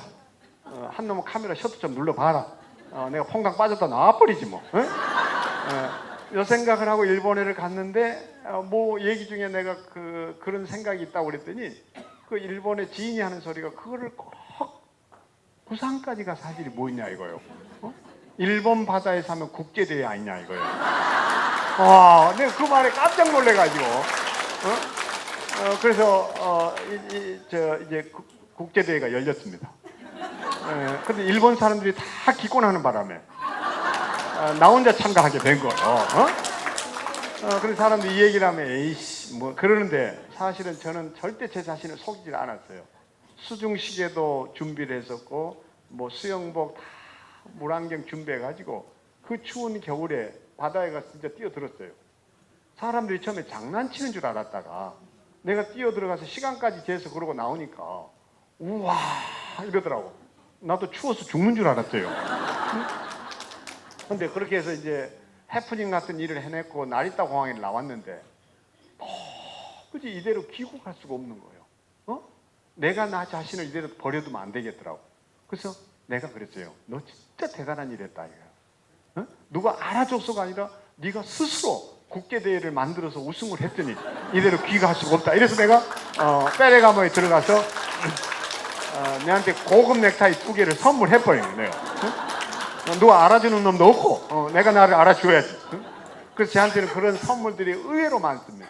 어떤 날 남은 모를 프로젝트를 혼자 딱 정해놓고 내가 이거 실천해봐야 되겠다고 해서 완성한 날 내가 내한테 고급 시계 다 하나 사주고 어떤 때는 너 진짜 잘했다고 모자도 사주고 저는 제가 사준 선물이 너무 많아요. 이거 뭐 며느리가 안 알아줬다 뭐 아들 녀석이 눈치도 없다 이러지 말고 내가 내한테 멋진 선물을 해서 좀 사시게 되기를 바랍니다. 그게 멋진 인생이에요. 자, 그래서 보시는 대로 저는 오늘 자유롭게 이제 이렇게 넥타이 안 메고 왔지만 페레가모 넥타이가 좀 많아요. 근데 실제 얘기예요. 여기 이제 오늘은 상담을 해서 치유를 해야 될 때는 나비 문양의 넥타이를 맨다든지 그럴 때 오늘은 포기할 수 없는 일이다 싶은 뭔가 누군가와 협상을 해야 된 날은 지렁이 그 문양의 넥타이를 매죠. 왜요? 지렁이는 뒤로 물러서는 법이 없다. 네? 이게 자기 자신을 격려하는 일이에요. 어떤 때는요 자존심을 세워야 될 때는 접시 문양의 넥타이를 매요. 이 접시의 자존심이에요. 접시는 깨질지언정 자빠지지 않는다. 자, 우리 그래서 뭐 비싼 거가 아니라 정말 내게 필요한 것을 의미를 부여해가지고 자기를 이렇게 격려하는 것. 그게 멋지게 사는 삶의 기술이다. 그게 고수들이 하는 거다. 자, 거기다가 져서 이기자. 저는 이렇게 얘기하는데 다 같이 따라하겠습니다. 져서 이기자. 져서 이기자. 제가 이제 연구소를 차려가지고 거기 음악치료실을 두게 됐는데 어느 날 그 음악치료실 소장 된 이가 저한테 이제 식사 대접을 하겠다고 해서 고기를 먹으러 나갔습니다. 점심시간이었는데 고기가 석쇠에 굽혀진데 고기에 왜 비계가 그렇게 많아요? 대접하는 입장에서 좀 민망했던가 봐요. 좋은 거 대접하려고 했는데 대표에게 영 고기 육질이 엉망이다 싶으니 미안한 마음을 이렇게 표현했어요. 종업을 불러가지고 짜증스러운 소리를 이러더라고요. 고기에 왜 이렇게 비계가 많아? 근데 종업원이 뜻밖의 얘기를 하는 거 있죠. 고기가 운동을 안 했나 보죠? 내가 너무 웃겨가지고 그래서 아니 놔두시라고. 우리가 먹고 운동해야지 뭐. 그래서요 딱 답은 하나예요. 져서 이기는 거예요. 자, 그래서 우리 아이들 키울 때 이런 거 했던 거 아시죠? 좀 옛날 마음으로 돌아가 보는데 애 데리고 건지 이게 왜 이랬어요? 네? 이게 다른 게 아니에요. 신경 조직을 자극해서 뇌를 개발시키는 작업이었어요. 거기다가 도리도리 왜 이게 도리도리였어요? 아시죠? 자, 도와 이치를 깨달아 살아라 도리 이게 제 얘기가 아니라 단동식품에 나오는 얘기예요. 우리 자녀 그러니까 조상들의 자녀 훈육 방식이었어요. 도리도리. 거기다가 아이에게 웃음을 개발시켜주는 가장 좋은 방법이 하나 있었는데 이거였습니다. 까꿍 이랬어요. 그럼 애들이 까르르 웃었습니다. 까르르. 자기 존재를 확인하는 순간. 그래서 한번 우리 옆에 한번 하겠습니다. 까꿍 시작. 근데 자 다시 한번 저를 주목해 보시겠어요? 갑자기 까꿍하면 애들이 경기 들고 놀래요. 그러니까 애 안 놀래게 하려고 영어로 얘기하면 어텐션이 있었어요. 여기에 그랬습니다. 이랬어요. 그러면 눈이 딱 맞춰서 이게 아이 컨택이 일어나면 그때 까꿍 이랬는데 애들이 까르르 웃었어요. 자, 다시 할 때 옆에 쳐다보면서 시작. 네, 너무들 잘하시네요. 근데 참 어른들의 지혜를 좀 엿봐야 될 게 있는데 요거에 끝난 게 아니라 우리 어르신들은 꼭 이랬습니다. 귓볼을 잡고 이 스킨십이라고 그러는데 까꿍 이러면서 이마를 텅 부딪혔어요. 자, 두 분씩 짝을 지어가지고 귓볼 잡고 오르르 까꿍 시작.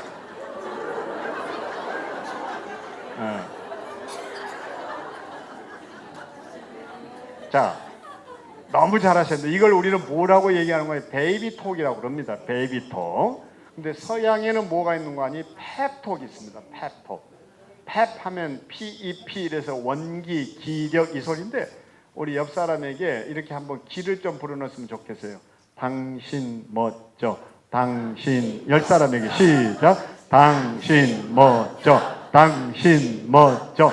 당신 멋져. 근데 꼭 할 때 보면 놀래는 게 이런 분이 있어요. 10번 하라고 그랬더니 당신 멋져. 당신 멋져. 당신. 이 과제 수행형 이게 병 들어간다는 거예요.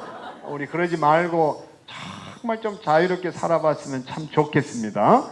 자, 그래서 이 시간에 요 얘기를 좀 해보려고 하는데 제 아버님이 어느 날 2006년도 저한테 보내온 문자 메시지였습니다. 큰며느리 기계치불 부폰치 사오정 마누라 소소 치통무 정신 지연 쌀룸 부. 이게 뭔 소리인지 도무지 알아들을 수가 없어요. 그래서 할 수 없이 모르스 부호 같은 걸 이해할 수 없어 아버지한테 전화 걸었습니다. 아버지 저게 뭔 소리입니까? 그랬더니 우리 아버님이 해설을 해 주시는데 네가 큰며느리 기계치라고 그러지 않았냐? 제가 장남이니까 어느 날 우리 아버지한테 그랬거든요. 아버지 왜 그걸 큰며느리한테 시킵니까? 큰며느리 기계치인 거 몰랐습니까? 이랬는데 우리 아버지가 그걸 놓고 우리 큰며느리 기계치 아니불 큰며느리 기계치 아니다. 애비부 애비가 폰치다. 그리고 너가 사오정 마누라라는 소리에 내가 소소 웃었다는 소리다. 그리고 치통이 와서 무정신, 정신이 하나도 없다. 그래서 너한테 뭘 보낸다는 게 지연됐다. 이걸 듣고 알았습니다. 나도 모르게 급한 마음에 그러면 쌀루는요 이랬더니 우리 아버님이 갑자기 역정을 부리시면서 야 이놈아 너는 한자를 공부했다면서 그것도 모르냐. 쌀미 눈안 미안. 내가 하도 어처구니가 없어서 비슷하게 웃다가 이런 문자를 또 보냈어요. 바로. 근데 제 아버님이 또 저건 또 뭐냐 하고 저한테 해설을 해달라고 해서 설명을 했더니 우리 아버님이 웃으시는데 미안한데 사실은 제 아버님하고 제가 이렇게 마주 보고 웃어본 건 여태가 처음입니다. 제 아버지가 초등학교 교장 출신이에요. 그 유교적 그 가풍에다가 그냥 가부장적 질서에다가 우리 두 아이가 한참 클 때까지도 저는 아버지 찾아뵈면 큰절부터 하고 그리고는 아버지한테 별일 없으십니까? 이러면 우리 아버지가 야 편히 앉아라. 그럼 다리를 뻗었어요. 그리고 제가 조금 전에 얘기했던 교장 출신이라고 그랬잖아요. 지금도 6남매 형제들이 명절이라고 모이면 우리 아버지는 그 교장 선생으로서의 그거를 못 벗어나요. 거의 연설을 하세요. 또 여러분께서 이럽니다. 우리 아버지한테는 자식도 여러분이야 그냥. 응? 그리고 한참 떠드시다가 마지막으로 아무도 마지막이 아닌 걸 알아요. 서로 이렇게 눈치를 막 살피고 있습니다. 막 이런. 응? 또 그렇게 하시다가 끝으로 이런 아버지하고 내가 이날 처음 웃었어요. 좀 부끄러운 고백입니다. 내가 아버지한테 너무 좋아서 웃고 나니까 아버지가 별게 아니더라고. 나쁜 의미에서 아버지가 별게 아니다, 아버지를 무시했다가 아니라 나도 모르게 아버지는 막 이런 분일 거라는 생각을 가지고 있다가 이때 내 그 고정관념이 깨진 거예요. 아버지한테 부탁 하나 했습니다. 아버지, 그런 재미난 문자 자주 보내주시면 안 됩니까? 너무 좋아가지고. 이 정중하게 부탁했더니 우리 아버지 하시는 말씀, 야 이놈아, 어젯밤 그거 보내려고 하다 눈알이 빠져버릴 뻔했다. 근데 참 아팠어요. 저는. 이유는 제 아버지가 속썩일 때 우리 어머니가 장남이라고 내한테 뭐 속 털어놓는 얘기가 하나 있었는데, 네 애비가 그래도 내가 네 애비를 미워할 수가 없다 이게야. 그러면서 하시는 얘기가, 네 애비가 소학교 때 할머니 부탁으로 지붕에 올라가 호박 따다가 떨어져가지고 같이 굴러 떨어져가지고 어린 나이에 한쪽 눈을 실명을 했다래요. 나는 우리 아버지가 장애인이라는 게 너무너무 쪽팔리고 싫은 거예요. 아버지가 그러면 애꾸눈인가? 막 이런 생각도 있고. 그래서 아버지가 그런 장애인이라는 걸 내가 부정을 했어요.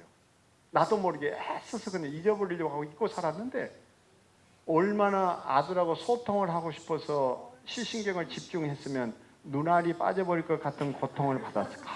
이러면서 그게 마음이 아파졌습니다. 근데 바로 그 무렵인데 우리 어머니가 전화로 그래요. 낮에 전화를 걸었더니 어제도 우리 아들 텔레비전에서 봤다? 근데 그날 제가 아파 있었어요. 그래도 안부는 안 할 수 없어서 한 건데, 우리 어머니는 녹화된 것, 그리고 분장한 얼굴을 놓고 우리 아들 멀쩡하게 잘 있다고 우리 아들 텔레비전에서 봤다? 이러고 계시니 내가 모니터 아들인가? 딱 이 생각이 들어요. 모니터 아들인가? 이건 아닌 것 같아요. 내가 언제까지 이렇게 살아야 되지? 꼭 명절 자식처럼 모니터를 통해서만 아들의 안부를 확인해야 되는 우리 어머니가 참 안 돼 보인 거예요. 아버지도 불쌍하고 어머니도 그러고, 이게 뭔 짓거리인가? 이게 사는 건가?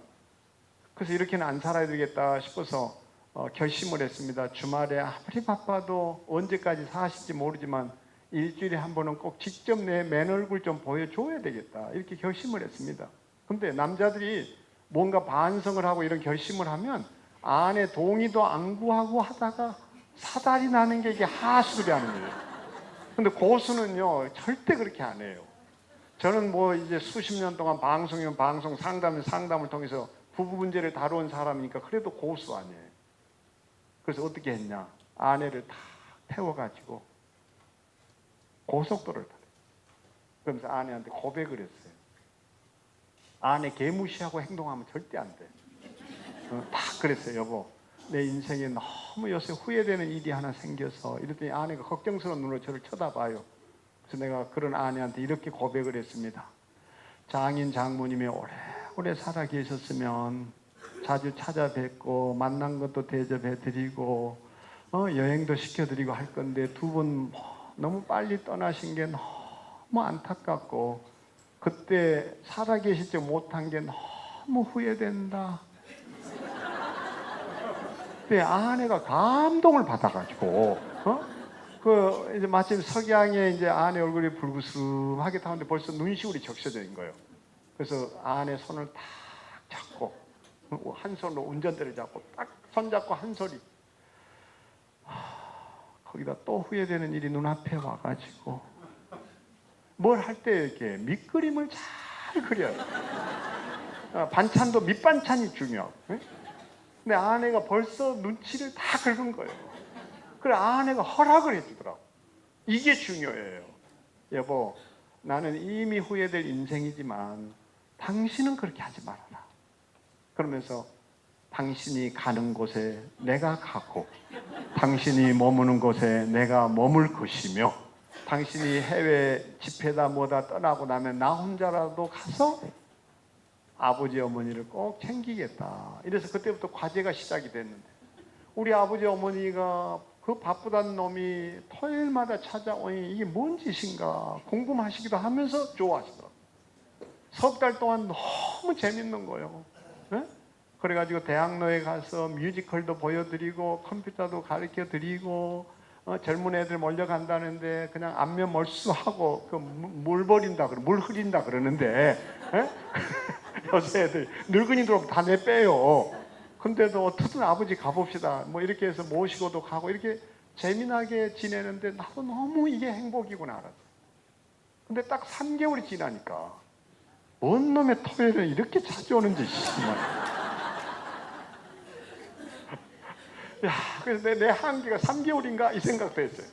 근데 그때 이 아픈 사건 때문에 아버지 어머니 찾아뵈면 꼭 해야 될 일이 하나 있었는데 아버지더러 재미난 문자 메시지 보내달라 할 일이 아니고 내가 내 아버지를 정말 재미있게 해드려서 웃게 만들어야 되겠다. 그래야 노인성 우울증도 이겨내고 아버지가 어머니하고 사이좋게 지내지 않겠나. 왜 둘만 계시면 짜증도 나고 화도 나고 막 이러시니까 노인성 우울증 이거 심하잖아요. 그래서 가면 목표가 무조건 아버지 어머니가 깔깔깔 대고 웃으면 오늘 임무 끝났구나 하고 돌아오는 이게 내 일이 됐습니다. 그 지금도 기억나는 거 우리 아버지가 그렇게 깔깔대고 웃었던 베스트 5가 있는데요. 이를테면 이런 거 아버지 그 저 돌방이 아니십니까? 돌방이 아시죠? 그 소위 위에 중위, 중위 위에 대위, 대위 위에 방이라고 그랬어요. 우리 아버지는 공익교원을 모르고 방이만 알아. 근데 동사무소에 근무하는 약간 그 멍청한 자식을 돌방이다, 돌 같은 놈이다. 이래서 이제 돌방이라 그랬잖아요. 아버지, 돌방이 이 자식이요. 민원인이 와서 사망 신고를 접수하는데 그랬다는 거예요. 본인이신가요? 완전히 또라이. 근데 아버지 더 웃기는 건요. 그 민원인이었어요. 그랬다는 거예요. 꼭 본인이 와야 되나요? 근데 우리 아버지가 배꼽을 잡고 웃으시는 거예요. 아버지는 사망 신고 미리 접수하고 가시면 안 될까요? 근데 나는 그렇게 웃으시는 아버지를 보면서 너무 좋은 거예요. 왜? 아버지하고 이런 농담까지 할 수 있을 만큼 큰 절로만 아버지한테 절을 해야 되고 편히 앉아라. 그러면 앉고 또 여러분께서 이런 아버지하고 나이 들어서 농담을 할 수 있다는 게 얼마나 행복한지요. 네? 그래서 한 번은 또 이렇게 우리 아버지한테 얘기했더니 우리 아버지가 지금도 그 얘기를 하고 계셔. 아버지 한 사람이 길을 걷는데 그 소 젖자는 농장 주변을 지나가게 됐어요. 한 농장 주인이 소 젖을 짜고 있더래요. 그래서 시간이 궁금해서 물었더니 몇 시 됐냐고. 그랬더니 이 농장 주인이 소 젖을 짜다 말고 소 젖을 이렇게 들어 올리더니 불 떨고는 딱 눈금을 재듯이 딱 살핀 다음에 3시 13분이라고. 와, 소 젖을 얼마나 오래 짰으면 소 젖의 무게만 가지고도 시간을 알아맞추는지. 초밥왕이 딱 이게 한 줌에 이게 쌀 딱 찍고는 113알이라 그래서 헤아리 보면 딱 맞듯이. 우와, 이게 장인 맞구나. 도대체 소 젖을 어떻게 짰길래 소 젖 무게만 가지고 시간을 아냐 이게. 지나가는 사람 자꾸 맞는가 싶어서 몇 시 됐냐고 했더니 3시 13분 맞더래요 아버지. 그래서 이 사람이 와, 나는 어떻게 살아왔지. 나도 내 분야에서 이런 장인이 돼야 되는데.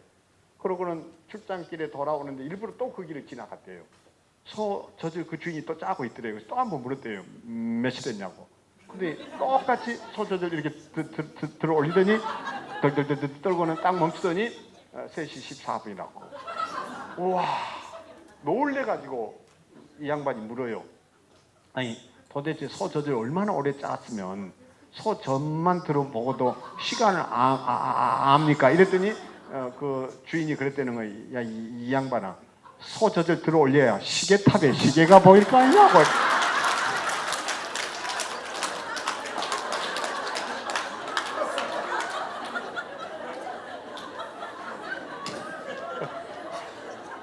그래서 오늘 제가 아까 뭘 얘기했습니까? 늙어가는 것은 신의 은총이다. 그렇지만 젊게 사는 것은 삶의 기술이라고 그랬는데 우리 한국 사람들이 살아내야 할 삶의 기술 중에 기술이 뭔가 아니요. 저도 미국 살아봤지만 미국 사람들은 초상집도 잔치집으로 만드는 게 미국 사람들이고 우리는 잔치집도 초상집으로 만드는 게 한국 사람들. 딸 결혼식 시킬 때 이거 보세요 이래가지고 우리 장인어른도 그 결혼식 사진 보면 울고 계셔. 그 기쁜 날 울어. 어? 그래서 이 정말 우리가 다른 기술보다 이 고수는 바로 이 기술을 가지고 있구나 이 생각을 했습니다. 자, 그래서 이제 보시는 대로 제가 괜찮은 사람이잖아요. 근데 5,000원 더 받으시고요. 조금 아쉬운 거는 주름이에요, 주름. 제가 여기 열등감이 있었습니다, 실제로. 방송국에 가면 반드시 저희는 이제 분장실을 통과해야 되는데 분장실에 들어서면 나도 모르게 이제 분장사한테 그러는 거예요. 보톡스 분장 없어? 이게 농을 걸어요. 근데 분장사가 놀래요. 예? 보톡스 분장요? 아니 주름 좀 없애봐. 이런 아픈 마음을 아는지 모르는지 인간들이 방송 끝나고 나면 꼭 하는 소리가 와 도대체 어떻게 그런 언어를 구사할 수 있습니까? 언어의 마술사입니다. 이런 얘기를 해야지. 꼭 인간들이 하는 소리가 주름이 더 깊어 보이대요. 나이 들어가면서요. 남의 신체적 약점 가지고 얘기하는 것은 참 절대 안 돼요. 너 아직도 좀 살이 쪘네? 살 좀 빼야 되겠다? 뭐 이런 얘기 하면 안 돼요. 그러면 요거도 먹어요. 절대 외모 가지고 시비 거는 거 절대 아니에요. 근데 제가 정말 이 웃음이 뭔지를 모를 때는 나도 모르게 그 속 상했어요. 또 제 얼굴이 보시는 대로 까무잡잡하잖아요. 네? 그러면 이런 걸 가지고 참 건강해 봅니다. 요즘 골프 많이 하시나 봐요. 차라리 이런 게 낫지. 네? 꼭 하는 소리가 혹시 간 나쁜 거 아닙니까? 이 경상도 쪽의 문화가 좀 그런 게 많아요. 그 야지를 놓고는 자기가 거기에 재밌다고 생각해요. 절대 아니에요. 네? 말은 너무너무 큰 오해를 쌓을 수 있습니다. 이제 뭐 인터넷으로 저를 보시면 또 제가 신분이 어떤지도 아실 테고 아까 들어오자마자 유튜브 이게 설교하는 걸 올려서 깜짝 놀랐는데 제가 학교에서는 교수고 또 NGO 운동을 하는 사람은 사회 운동가죠. 그러니까 꼭 기억해 주셨으면 하는 거 하나 제가 하태경 의원을 통해서 후배이기 때문에 그 임종 휴가 법안도 발의해 놨습니다. 아버지 어머니가 돌아가시기 직전이고 자식이 죽어가는데 어떻게 죽어서 사망 진단서를 줘야만 3일 휴가를 주는 나라가 어디 있냐. 이게 복지사회 아니다 이거예요. 제가 미국 있을 때 보면요. 놀라는 건 미국 사람들은 휴가를 도네이션 합니다. 아이가 죽어가면 야, 내 휴가 못 쓴 거 5일 있는데 너 가져갈래? 그 동료들이 한 달 거를 모아줘서 아이하고 작별을 하라고 그래요. 이게 선진복지예요. 근데 우리는 이런 문화가 없어요. 그래서 제가 적어도 15일은 줘야 된다. 그래서 정말 의사의 처방이 있어서 진단서가 있고 이러면 이제 운명할 때가 됐다 그러면 꼭 아버지를 보살펴야 될 때 그 휴가를 쓸 수 있으면 그게 좋은 거죠. 그 휴가 법안이 꼭 통과됐으면 좋겠어요. 뭐 이런 것뿐만 아니라 앞에 뭐 잠깐 화장 장려 운동도 제가 했고 건강가정기본법도 통과될 때 김덕용 대표 만나서 단판 지어가지고 그거 통과시키겠습니다. 제가 한 일이 많아요. 그러니까 가족 생태계를 바꾸는 그런 일들을 좀 한 사람이죠. 그리고 이제 교회에서는 또 이제 목사고 한 번은 전라도 어디 강의를 하러 갔는데 이제 강의 전에 식사 대접한다고 해서 자연산 회를 먹는데 그 회 먹을 때 꼭 우리 한국 사람들은 그냥 회만 일본 사람들처럼 먹는 게 아니에요. 그 소스에서 탁탁 찍어 이렇게 먹고 상추나 뭐 이런 것들은 입안을 헹구기 위해서 먹어야 되는 거예요. 근데 우리는 깻잎에다가 상추에다가 마늘에다가 초장에다가 겨자에다가 이래가지고 딱 싸서 이게 얼마나 독한지 우리 한국 사람들이 싸서가 아직도 한국 사람은 공격을 못해요. 그러니까 이게 회 맛인지 뭔지도 모르고 막 씹어. 근데 저는 의과대학 있을 때부터 그 매운 거 김치도 시쳐 먹고 굉장히 좀 건강에 대한 특별한 제 방식이 있어요. 그리고 고추를 잘 안 먹어요. 근데 이 목사님하고 둘이 마주 앉아서 식사를 하는데 이 목사님이 내가 고추를 전혀 손을 안 대니까 이렇게 큰 고추가 먹기가 사나워서 그런 줄 알고 종업원을 부르더니 이러는 거예요. 야야, 목사님 고추 잘라드리게 가위 좀 가져왔나 이러는 거예요. 근데 놀래가지고 내 고추는 괜찮으니까 저 목사님 고추나 잘라드리라고 이러는 거예요. 이 목사님이 그때부터 식사를 못 하시는 거예요. 자기는 그런 뜻을 한 게 아닌데 생각해보니까 목사님 고추 잘라드리게 가위 좀 가져와. 그 먹다가 에? 우리 말이요, 특히 경상도 말이 오해할 말이 너무 많아요. 제가 부산에 있을 때 이 서울에서 이제 남편 직장 따라와서 교회를 다니신 분이 계셨는데 밤 예배 마치고 돌아가는 골목길에서 그때는 가로등도 없고 이럴 때인데 그 교회 장로님이 그 서울에서 온 그 세대 보고 역보이세요 이래. 이 서울 사람한테는 이게 너무 큰 욕인 거예요, 진짜 이게. 수고하라 이 소리인데 역보이세요 이러니까 이게 너 당해라 이 소리잖아요. 지금 뭔 말인지 못 알아들었어요. 그래서 절대 야지 놓는 것, 우리가 아무리 그 말이 그렇다 치더라도 상대방이 못 알아들을 말 가지고 웃겼다고 이렇게 하면 안 돼요. 그래서 중요한 것은 이제 더 까매졌네. 이게 속상한다. 근데 내가 마음 결국 흔들려서 또 25만 원 투자해서 건강 검진까지 했죠. 의사가 하는 얘기가 간 기능이 가장 탁월하다는 거야. 그 자식 만나기만 하면 귀싸리가 안 되지. 사람 심리가 그래요. 근데 나도 모르게 내가 유머가 뭔지 웃음이 모를 때는 이렇게 늘 그냥 자책하고 이러다가 사람이요, 이 공부하는 기술, 지혜를 얻고 나면요, 자기를 남한테서 보호할 수 있는 힘이 생겨요. 나도 모르게 이제는 그런 반응 안 보고 이래요. 이봐, 책 읽을 때 중요한 부분 어떻게 읽어? 중요한 부분 밑줄 그어서 읽지 인간아. 하나님이 중요한 사람한테는 미리 밑줄 걷는다는 거 알아? 그것도 두 줄이야, 두 줄 인간아. 얼마나 중요한 사람이야 내가. 그래서 보시는 대로 하하하, 호호호, 히히히, 허허해, 이게 의성어일 뿐이지만 제가 여기에 철학을 부여해 봤습니다.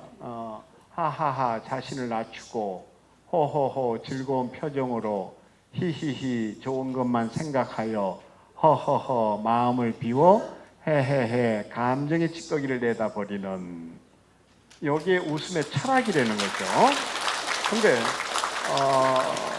정말 왜 웃고 사는 게 좋은 거냐, 왜 이게 삶의 기술이냐, 이 얘기를 좀 해드리고 가고 싶은 건데, 한번 보세요. 제가 이제 부산 살 때 저 자성대 이런 쪽은 삼복도로가 많아져, 피난민촌이니까.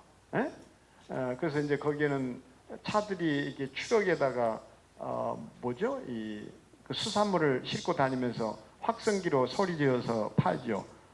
갈치가 왔어요. 갈치, 싱싱한 갈치 사세요. 갈치 사세요. 싱싱한 갈치 왔어요. 이런데 크리스마스 시즌에 영광 굴비를 파시는 분이 플랜카드에다 이렇게 썼다는 거예요. 뭐라고 썼냐? 하늘에는 영광, 땅에는 굴비.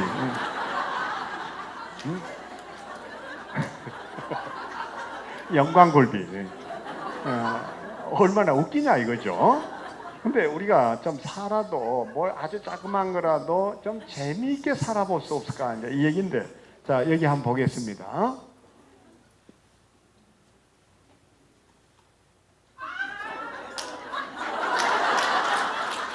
여기 뭐 하는 거죠? 원숭이도 나무에서 떨어질 때가 있다. 이거 보여주려고 제가 이렇게 막 헐레벌떡으로 1분 전에 기차 타고 이렇게 안 왔거든요. 다시 한번 자세히 보세요. 원숭이가 나무에 앉았다가 똥구멍이 간지러서 건지러요. 냄새가 어떤가 싶은지 지코에 갖다 대서 냄새 놀래가 자빠지는 거예요.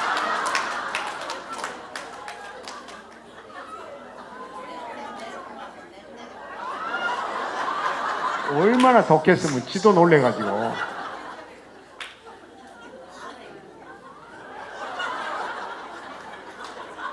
자, 근데 여기까지 하고서 제가 정리해 드리겠는데, 여기에는 그냥 쉽게 설명을 한 건데 웃음의 심리학이 있습니다.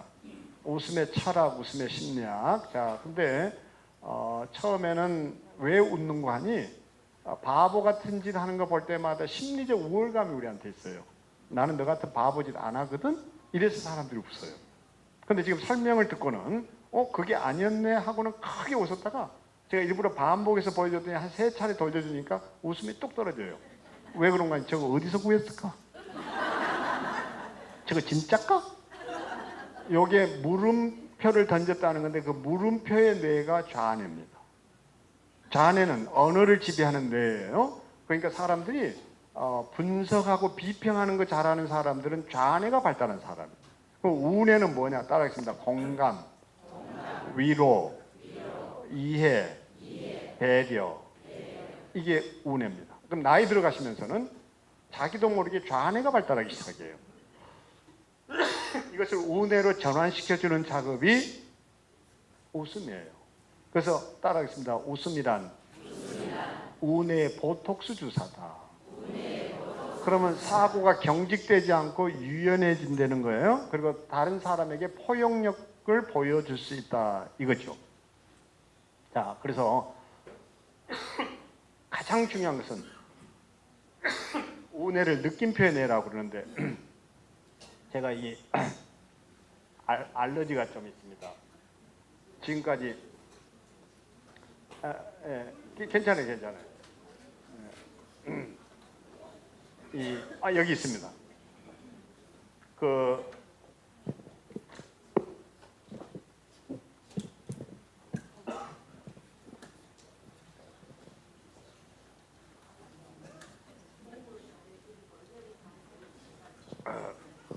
제가 이 의과대학 부산에 그 장기래 박사님 살아계실 때 모시고 있었습니다. 근데 그때부터 알러지가 있어가지고 이 등짝 뒤를 이렇게 수십 군데를 찔러가지고 이제 약물 반응 검사도 하고 했는데 아직까지도 그 원인균을 몰랐어요. 너무 괴로운 거예요. 그러다가 최근에 미국 갔다 오면서 이 원인균을 알아냈어요. 얼마나 감사한지 몰라요. 이게 그 미인 알러지라고. 대구 미인들을 만나니까 막 목이 메이고 막 이렇게 막 기침이 나오고 막 이런.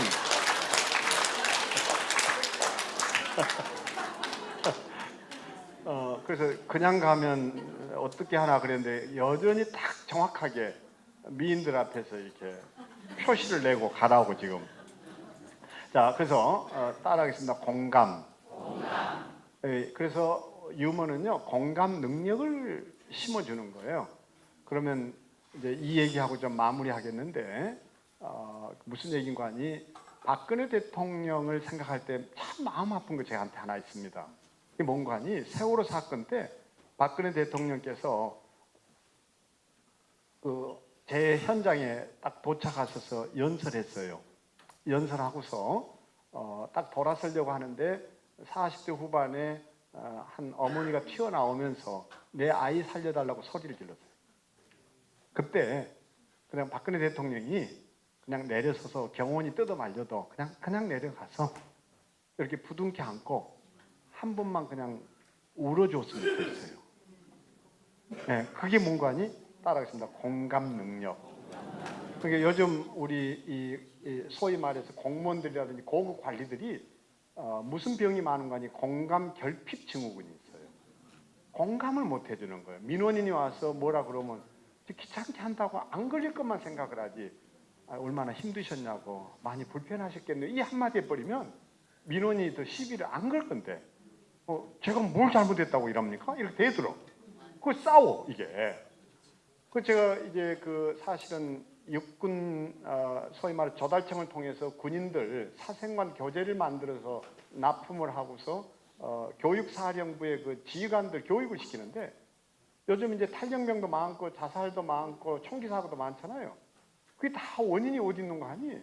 사생관 교육이 안 됐기 때문에 그렇다 해서 이제 그 교재를 만들어서 이제 교육을 시키는 건데 사병 연극을 시키는 거예요. 사병이 이제 탈출하려고 이제 그렇게 해라. 그러고 이제 그 초급 장교들 보고 저거 어떻게 할래? 그러면 나오는 소리가 야 이씨야, 응?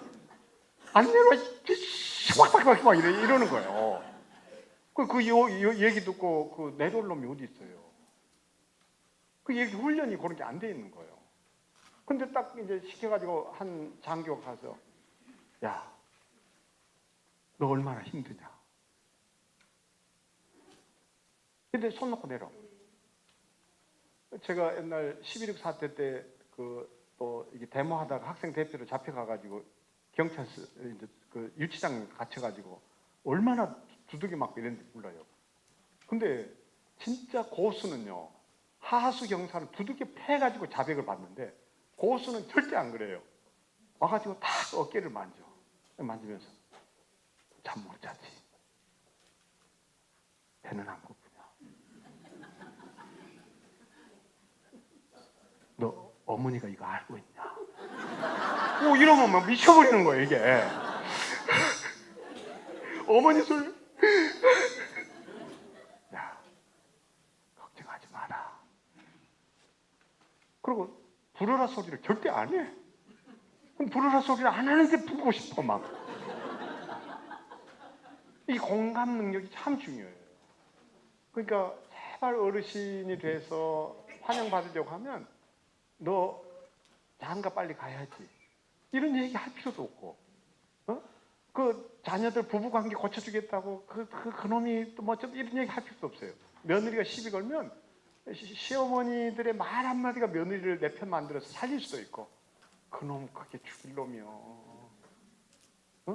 야, 너 여태까지 참았던 거 생각하면 내가 가슴이 무너진다. 야, 나도 못 참는다. 저놈 자식 저게 저 어떻게 저놈 자식 손을 봐야 되겠냐. 이러 열을 더 내면 자기 신랑이잖아. 어머니 그렇게 꼭 나쁜 아들은 아니에요. 이런. 그 참 중요한 건 이게 이제 공감 결핍 증후군이 있으면 안 된다는 건데, 버락 오바마 대통령하고 박근혜 대통령이 비교가 돼요. 미국은 총기 사고도 더 많고 사람도 더 많이 그러는데, 미국 대통령이었던 버락 오바마는 그 현장에 가서 죽어간 희생자들 이름 부르다가 말을 안 해요. 숨이 가쁘기도 하고 너무 이 어린 꽃다운 애들이 죽어간 것에 대해서 그래서 51초 동안 멈춰버려요. 딱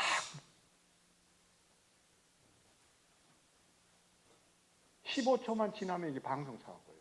일반적으로 51초로 그러고 있으니까 전 미국 국민들이 그 모니터를 통해서 버락 오바마를 지켜보면서 저 대통령은 우리 아픔을 안다.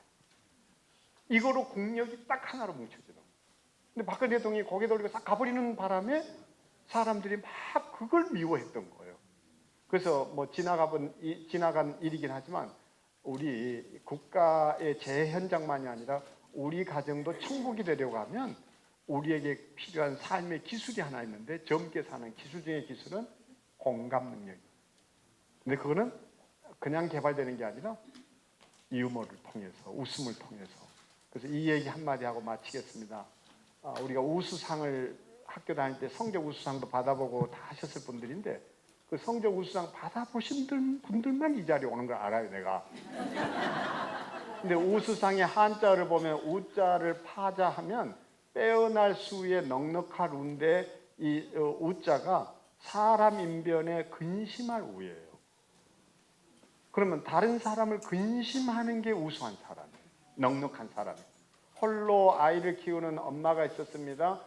젖꼭지는 말라 비틀어지고 애는 자꾸 젖을 먹고 싶어서 보채기 시작하고, 그래서 결국은 아이를 위해서 이제 골목길을 돌아서 슈퍼에 들립니다. 분유통을 하나 사서 딱 그 계산대에 올려요. 딱 이렇게. 그때 그 주인이 이렇게 말합니다. 16,000원입니다. 그 순간 얼굴이 하얗게 변하면서 손을 이렇게 펴는데 손 안에는 구겨진 10,000원짜리 한 장이 달랑 놓여요. 그냥 돌아섭니다. 그 주인은 바로 그 순간 분유통을 들고 진열대로 가요. 올려요. 그리고는 턱 건드려서 떨어뜨립니다. 팍! 소리에 나가던 그 아줌마가 고개를 돌리는데 이렇게 말해 주는 거예요. 아줌마, 찌그러진 분유는 반값이면 됩니다.